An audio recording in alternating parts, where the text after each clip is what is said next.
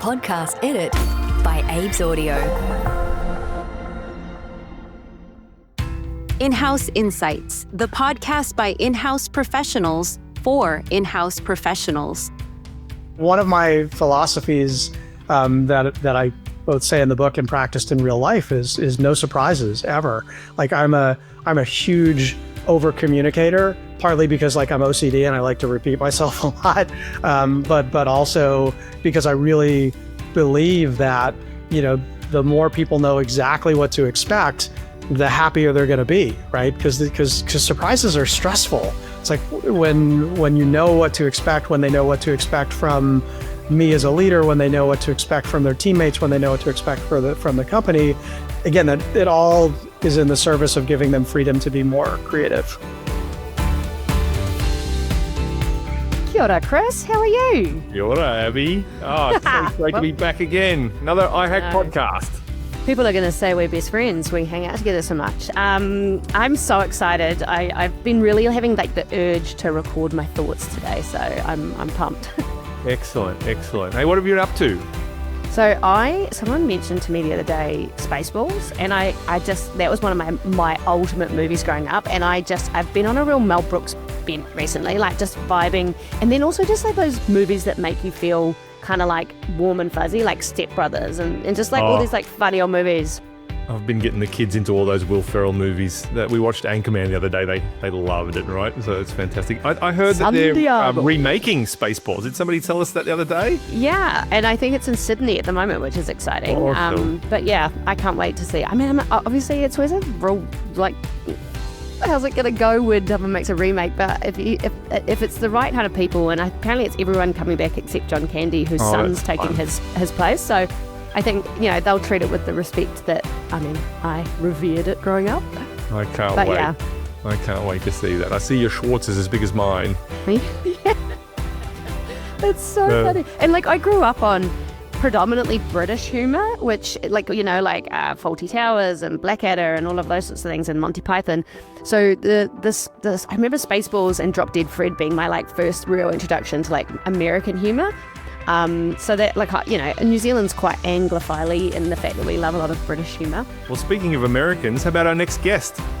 Yeah, I'm so excited for Kevin. This man, like, he's one of those people. I reached out to him when I was like just an in-house enthusiast, and I said, oh, you know, where are you? He said, I'm in Paris writing my book. And I said, I'm in Paris for the Rugby World Cup. And this was years ago. And I said, do you want to meet for coffee? And he did. And I was like, that's the kind of person that you just want to surround yourself with. Generous with their time, generous with their knowledge. He is, as I said, literally wrote the book on creative leadership. And I mean, you might be like, oh, what's he got to say in that space? He was creative director at Apple, little company called Apple. And then at LinkedIn, he was ECD and built their team from the ground up. Like, I mean, literally wrote the book and ready to rumble. I'm so excited. What a fantastic conversation we had. He's got so many great takes on how to lead and inspire creative people, particularly inside a big corporate. So, you know, if you're running a creative team inside a big corporate, which hopefully many of our listeners are doing, this is the podcast for you.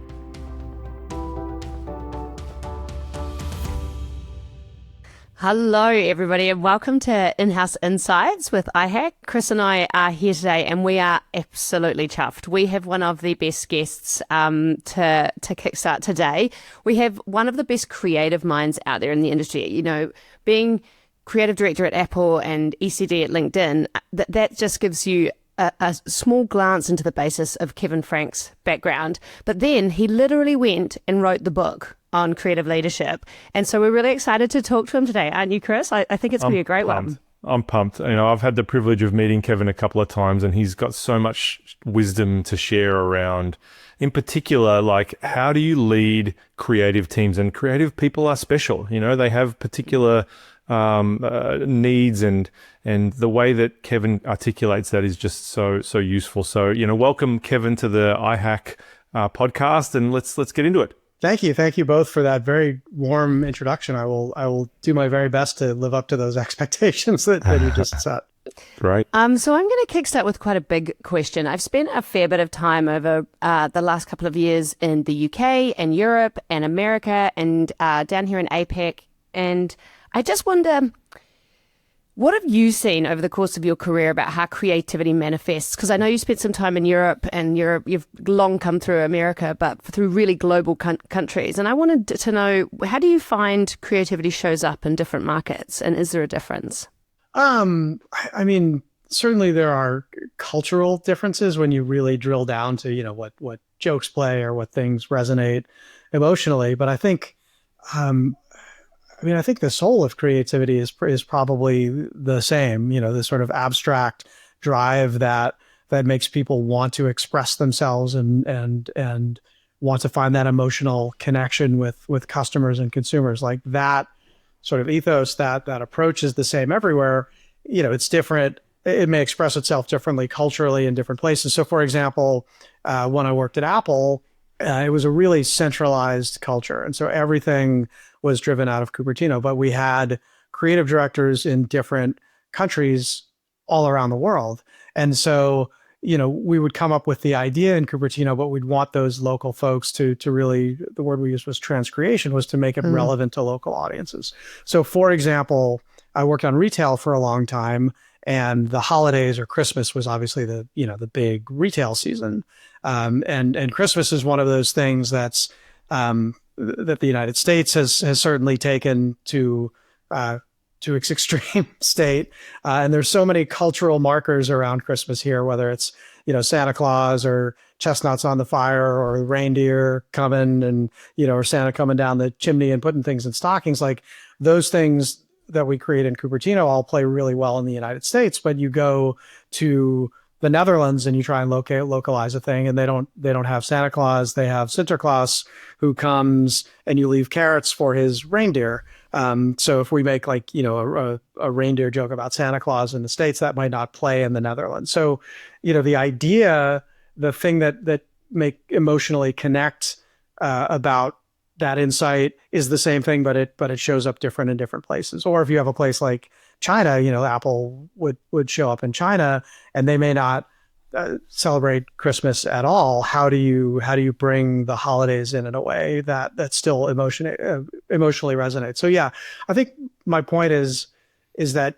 creativity is the constant, but the way it manifests in different countries is really can be really culturally specific.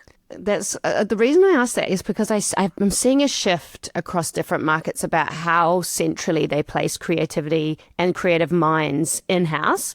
And the US has always been, as far as back as I can remember, they really valued creativity as an in-house skill. The fact that, these big companies and even smaller companies are having creative directors. I just wondered, is it, if it's such a global language, why is it taking other markets a bit longer to catch up and put creativity at that C-suite? Yeah, well, I think, in the States, I also want to separate out a little bit. I want to tease apart a little bit what you were saying, because there's creativity and then there's like advertising and marketing creativity.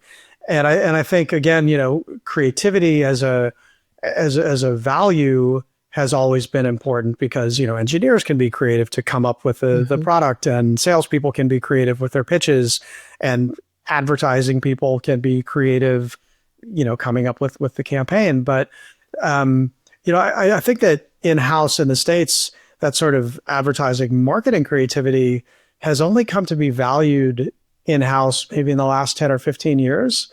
And I know that that's a bit ahead of maybe where the rest of the world is. But yeah, when I was first in the business, going in-house was, to put it quite bluntly, like where your career went to die. Yeah. Nobody wanted to go in-house, right? They weren't doing anything creative. And then like I said, when I joined Apple, maybe 15 years ago, there started to be this shift. And I think it took a company like Apple that already valued creativity. Because if you look at what Apple does, right, creativity is not just in their products and their industrial design, but it's at the heart of what they believe as a company, right? They create products that enable their customers to be more creative, to create music and art and films and photographs and all of these things. So creativity was already part of Apple's culture. So it was natural that as Apple built their in-house advertising team, creativity was part of it. And I don't want to say like Apple was responsible for the entire, in-house creative revolution, but it certainly, I think, was at the leading edge. And other companies at the same time were starting to realize like, oh, if we value creativity, we can add that into our marketing and advertising in-house teams as well. And then it just kicked off like a virtuous cycle, right? You get a couple of good agency people going in-house, starting to do good work. That starts to get recognition. Other agency people are like, hey, what's going on over there? Other companies are saying like, hey, what's Apple or Facebook or Google doing? Maybe we should get some of that. And it starts to build on itself. So, my guess, and honestly, I'm sure you are probably much more knowledgeable about this than I am, is that, the States was just earlier to the game in that. But what I'm starting to see throughout the rest of the world is that cycle perpetuating itself, because just like in the States, maybe other US companies were like, hey, what's Apple doing? What's Google doing? Maybe we should have this creative in-house thing going on. Other countries are looking at the States and saying like, oh, what are those US companies doing? Maybe we should do some of that too to help us bring more creativity to our culture. Absolutely. That's exactly what you're seeing. I mean, so many markets around the world look to the US as a signal of where it's heading. We certainly do in Australia, and I know they do in the UK and all the other markets around the world. You can see a trend where this movement towards bringing not just creative talent, but the people who are making the work, the producers and even the media talent, there's specialist talent going in-house so they can be closer to the brand. And for sure, you were at the leading edge of that when you were in Apple 15 years ago. I'd love to kind of expand on that a little bit. So, as Abby said, you spent time at Apple, one of the biggest, most iconic brands in the world. Then at LinkedIn, another iconic brand. And now you've literally written the book, Raising Creative Teams. Tell us about your origin story, your journey. How did you get into this? And tell us about that move from kind of agency into in-house and then writing the book on it. Yeah, and thank you for that very obvious plug. That was kind of you to hold that up for me. All the way back, I got into advertising. I thought I was going to be a doctor. I was pre-med in college and university, and then I took a few years off to go be a ski instructor, which I was very lucky to have the opportunity to do. And I woke up one day and I was like, well, I really like teaching skiing. Is there something else I would like as much as teaching skiing? Because I think, I'm sure I would be a good doctor, but it's just not where my passion is. And my passion has always been around writing and creativity. And I think also just helping people to learn those skills as a teacher. So my way back origin story is to say like, all right, I had this realization that I'm going to follow the thing that I'm passionate about. And I was fortunate enough to be able to do that.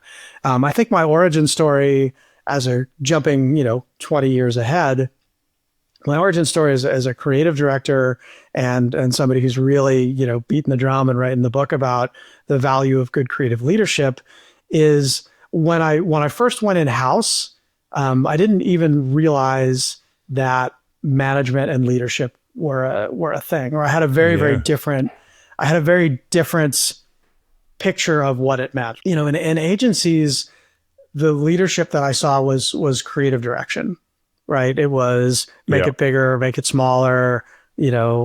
This isn't funny enough. This is too funny. Whatever those things were, and creative direction is a part of creative leadership, but it's not the whole thing. So when I started working at Apple, I realized that real creative leadership is helping your team be more successful and creating the environment where they can be successful so that they can do that great creative work, right? It's how do you motivate them to do great creative work? How do you want them to do great creative work beyond just the passion for it? Like how do you shape that environment for them? Yeah. Oh, the culture that you build around that and the autonomy that you give them and the risk appetite in the business are all factors in sort of how you can lead a team to develop great creative work, aren't they? Yeah, absolutely. All those things. I mean, for me, the foundation actually is for all of those things is communication. And I was really lucky in that my partner at Apple was also a really, really good manager. And he, he realized that my actual manager maybe wasn't managing me in a way that was setting me up for success. So he one day said like, hey, why don't we start having weekly one-to-ones? And I'd never had that before. Now to me, like it's second nature. It's kind of the foundation of what I believe is like having regular one-to-ones to have that basis for communication.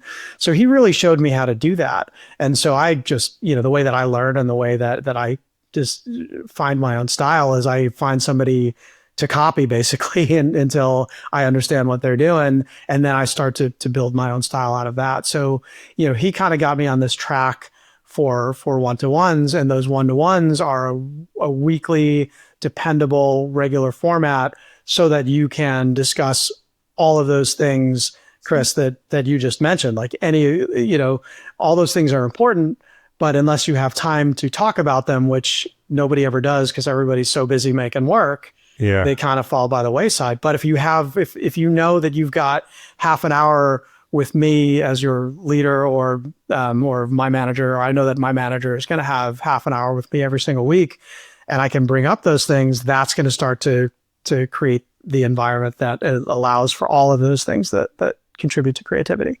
Yeah, fantastic.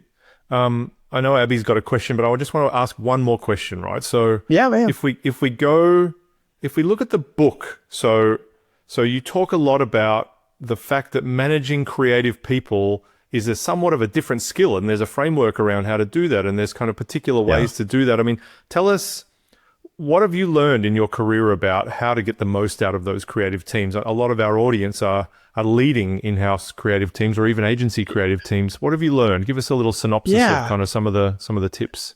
Well, I'm gonna talk about that both at a high level and then at a more specific level. So, being a creative leader is just generally a different skill from being a creative, right? And it may as well be like you show up one day and they're like, today you're not a copywriter or an art director or an ACD anymore. You're an auto mechanic today, or you're a dentist today. It's so different. So the first thing is realizing that your old job, which was to make the work, is very different from your new job, which is to create the environment to help people make the work. Secondly, like a lot of people don't actually want to do that, right? A lot of people want to keep being creative people. And by the way, that's totally, totally fine. And there's nothing worse than just like there's nothing where we used to joke in agencies, oh, that account person's just a frustrated creative, that client's just a frustrated creative, right? Yeah. But sometimes creative directors are frustrated creatives too, right? They just want to be creatives again. They don't actually want to lead the team. So, number one, you got to realize that it's a different job. And number two, you need to want to do that job, just like you really wanted to be an art director or a writer or a producer or a strategist. Like, you need to be passionate about creating that environment. So like on the high level, number one, it's a totally different thing. And then more specifically, to answer part two of your question. Yeah, I think realizing that number one, creative management, I think has a lot of things in common with general management. And again, in the idea that your job is to set people up for success and to help them reach that through regular communication. But creative people, in my experience at least, are so much more emotionally attached to the work that they do, right? And I'm sure, again, I don't want to knock people who get really, really attached to the spreadsheet that they created. If you're making spreadsheets and you love that, awesome, more power to you. But it's kind of a different level. So I think creative leaders have to have a different level of empathy when they're dealing with creative people, to, not just to say, change this, but to say like this, number one, like these are the reasons why the work needs to change. And number two, I totally understand what a challenge it is to do the 20th round of feedback from a client or from like your crazy creative director who keeps giving you feedback. Like, I get that. I've been there. I'm here to help you through that. And I know how much how much you care about that work, and I respect you for that. Like, I value you for that. I'm glad then you are as passionate about the work as you are, because those are the kinds of folks I want working on my team. That's so funny that you touched on that already, because Chris, that was kind of where I was heading as well, is around like a big part of creative leadership in your mind is the death of the ego, and you kind of have to let go of the I'm the superstar, and which is so much a part of being a creative thought leader, is you've got to come up with great ideas, you've got to come up with the winning idea. And when you become a leader, it's more about enabling other people to do that. And I think there's something in that coming in-house from agency, you have to give up a bit of the ego then as well, because in agencies, like it's a thriving place for people to like hustle and, be a bit more combative in an ideas space. But when you're in-house, there is already a bit of I got to look to the whole company and what I can do for the company, and you change your perspective a bit. So I wonder if there's something to be said for creative leaders have a nice space to grow their death of the ego in-house. Yeah. Oh, absolutely. And again, I think it works on multiple levels, both, as a creative director. Again, I try to never do the work myself unless a team says, "Hey, Kevin, I need some help." Because there's nothing worse than coming up than having to compete with your creative director, because it's just never going to end well, right? If your creative director is bringing ideas to the table. So on that level, like, yeah, you got to take your ego out of it and say like, all right, my job now is to help this other work be better, and to take what I want to do out of the picture, right? Because I think it's totally reasonable for you to explain everything that's in your head as a creative leader so that your team understands how you think about solving a problem. But I think it's completely crazy for you to expect a team to do exactly what you would do. And I see creative directors get frustrated and they're like, well, here's what I would do this. And there's nothing that a team hates more than that.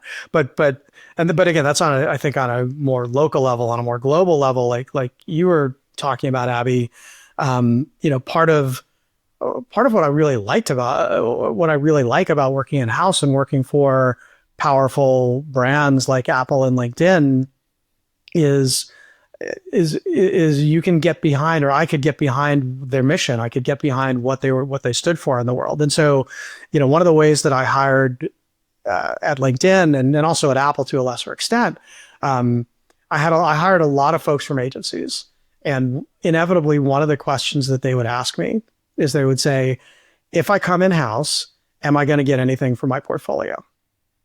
And my answer, because that's a very agency mindset. Like, what am I going to get for my book? How am I going to win an award? How am I going to get my next job? Like, and I understand like why they asked that question. And then the way that I would always try to answer it was to say like, look, you've seen the work that I've done. You've seen the work that my teams do. And hopefully, that to you is of high enough quality that you would put it in your portfolio. But that's not the reason to come work here, right? The reason you come work at Apple is because you believe that Apple makes great products that make a difference in people's lives and helps them be more creative and communicate better and all of the things that Apple products do. Like, you need to believe that. And similarly at LinkedIn, like the reason that you, my prospective employee, would come work at LinkedIn is because you believe in the mission of the company. You believe that people should have economic opportunities. They should have the opportunity to grow and thrive in their careers, and you'll have the opportunity, to help people in the real world get jobs, right? That's the mission of this company. So when you put the mission at the center rather than the ego or the portfolio, it's a mind shift, but it's also really liberating. I find that, certainly I have been able to do work that I'm very proud of in that environment. And hopefully if you talk to folks who have worked on my teams in the past, they would say the same thing. They would say like, yes, I got something for my book, but it was also some of the most fulfilling work that I had the opportunity to do. Yeah, I always say that's why creative leadership as opposed to creative direction is so important in-house, because it is a different EVP.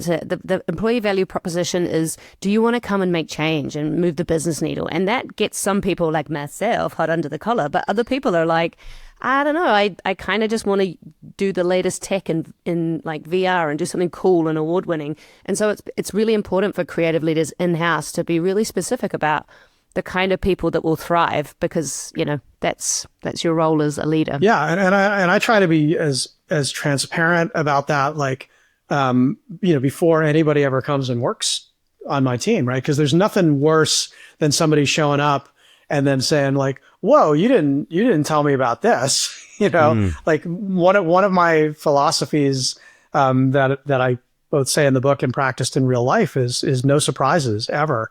Like I'm a huge over communicator, partly because like I'm OCD and I like to repeat myself a lot, but also because I really believe that the more people know exactly what to expect, the happier they're going to be, right? Because surprises are stressful. It's like when you know what to expect, when they know what to expect from me as a leader, when they know what to expect from their teammates, when they know what to expect from the company, again, that it all is in the service of giving them freedom to be more creative.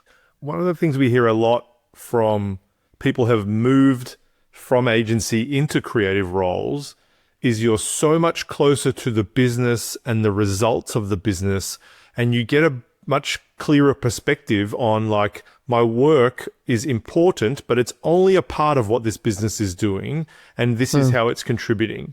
And that kind of it moves your focus from doing award-winning work to doing effective work that actually moves the needle. Yeah, and again, I don't think that they're mutually exclusive. I think you can. I think that certainly like whether or not it wins an award, but certainly work that has strategic and emotional value and is well executed is going to drive the business in those ways. But yeah, I mean, certainly culturally at Apple and LinkedIn, I put a high premium on doing great creative work, and we entered award shows and we wanted to do all that. But awards shows are few and far between. We're doing projects all the time, and anytime, I don't recall any time in an agency where somebody came back to me and said, "Look at the results that the campaign you worked on drove." It was just like, "Hey, that was a great TV commercial. It won an award. It didn't win an award. The client liked it, or maybe it won the agency new business." But one of the things that I really tried to do, again, at LinkedIn more than Apple, because LinkedIn was a very data-driven company and I had access to a lot of that data, is when we got results for a campaign, I always shared it with my team and said, look at the metrics that your campaign drove. Look at the difference you're making in the real world. So I think culturally that's really important to be able to do that. I think it's a form of over communication, like I was saying, that I think sharing that kind of information and saying like, oh, it's not just for the strategists or the number crunchers over here. Like this is information that's valuable to you. Help the team be more creative. And I think also just from a growth perspective, some of them really discovered a passion for the business side of things. And again, I know like creatives are typically like, oh, you're in your creative box, you don't have to worry about the scary business stuff. But yeah, I mean, I think it helps, just like I think it helps strategists and account people and producers to understand the creative side of things. The culture that I really tried to build was to say like, hey, creatives, you're going to be more successful at what you do if you understand all of the different aspects of the business. And that includes KPI and ROI and other scary acronyms that you can wrap your head around. Yeah. It's so important to sort of see the results of your work, and then you can iterate and improve and learn and get better. So you talk so much about leading creative teams. And so here's a question. Do you need to have been a creative to effectively lead a creative team? Ooh, that's a good question. That's a let me think about that for a second. I think that there are certain skills that are common to all successful leaders and managers. And again, those are things like realizing that your job as a leader is not to do the work anymore, but to set the people on your team up for success. Or the value of communication, or the value of helpful feedback. Like I think all of those things are useful. But I guess so my thought experiment is if you dropped me in an engineering team or in a law firm, would I be an effective leader there? I think I could probably I think on a high level, I probably would be okay.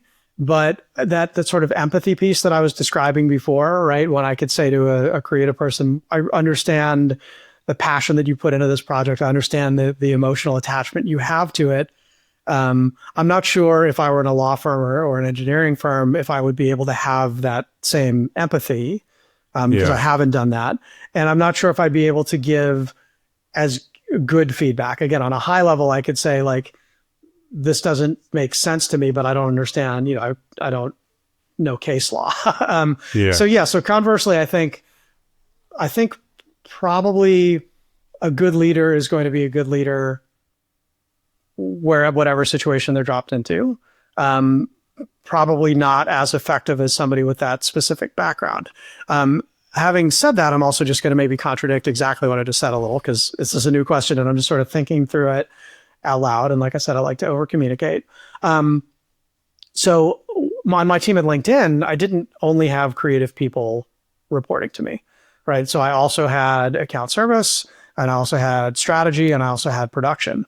And I am not an expert in those things. I have experience with those things, and I'm probably closer to them than I would be to, a law firm or engineering. But I'm not those things. And I'm also not, I'm a copywriter by background, and I had art direction and design on my team. So, I think one of the other hallmarks of a good leader is knowing what they know and knowing what they don't know, and knowing who to ask questions, knowing the right questions to ask, and knowing who to go to for advice. So, again, I think, if you dropped me in that law firm and I didn't know anything about case law, I would probably make sure that I had people on my team who knew a whole lot about case law, and that I could ask questions so that I could give better feedback, in the same way that, when I was leading the team at LinkedIn, even though I didn't know about production, I had a team of producers who I trusted deeply. Or if I wasn't an expert at account service, I had account folks who I trusted deeply, and I could ask them questions so that I could make better decisions. Yeah, I always say, I led many teams in my time that it was witchcraft what they did. I had no idea. And I always just say, hire smart people, give them the tools they need and the support, and get out of their way, because you can lead them, but you can't teach them their craft. So it's, just knowing what you know and knowing what you don't know is brilliant. I've got a big, hairy question for you, because I think when I spoke to you, we had a lovely time sitting with coffee and pastries and talking about the premise of your book. And it's like, it was such a light bulb moment to be like, oh yeah, creative direction and creative leadership are different things. And now that we know that, we can build creative leaders. And just as we're starting to get a rhythm for that, then it comes in AI and this big shaking, changing thing that is going to change the industry. And I sit there and I think, creative leaders now have ahead of them a really difficult, problem around, how do we bring juniors up if we're getting rid of all the junior work? How do we mentor juniors? How do we take them to become midweights and seniors if they don't have a place to do the basics? And not to say that you should always have your juniors on basics, because the more you throw them in the deep end, the more they'll learn. But they do need a grounding. And I'm not worried about the juniors. They're going to come in so smart, so tech savvy. They're going to make us all look like dinosaurs. But how are creative leaders going to face into that headwind? I think that relates to what we were just talking about. It's a thing that everybody is sort of figuring out as we go along, right? Nobody really, people have started to use AI in really interesting ways. For me personally, I think it's a really incredibly powerful prototyping tool.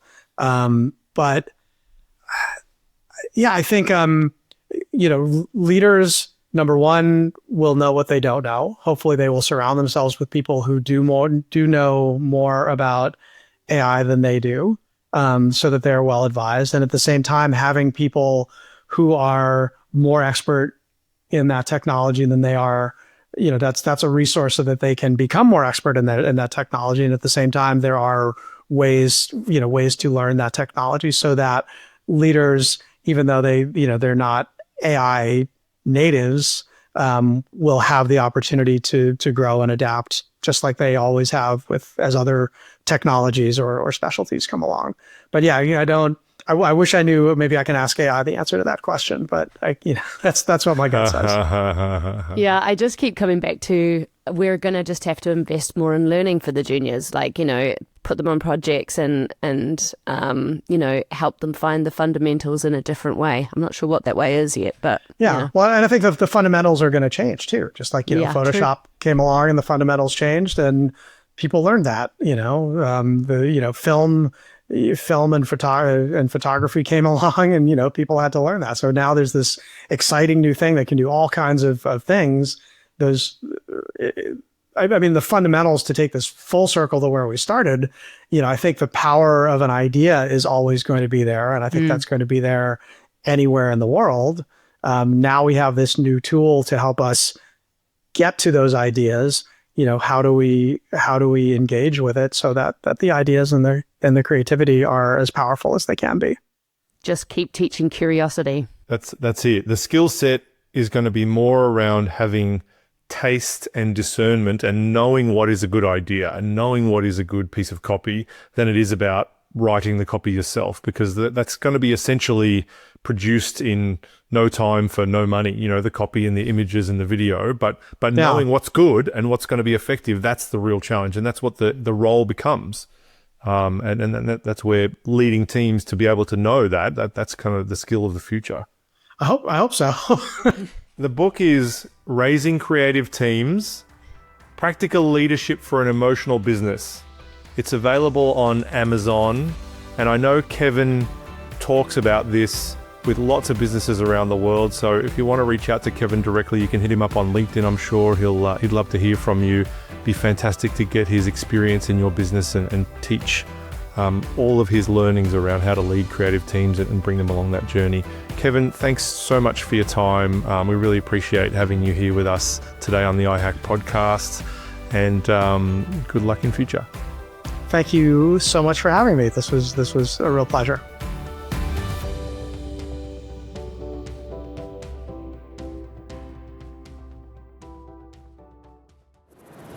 Podcast edit by Abe's Audio.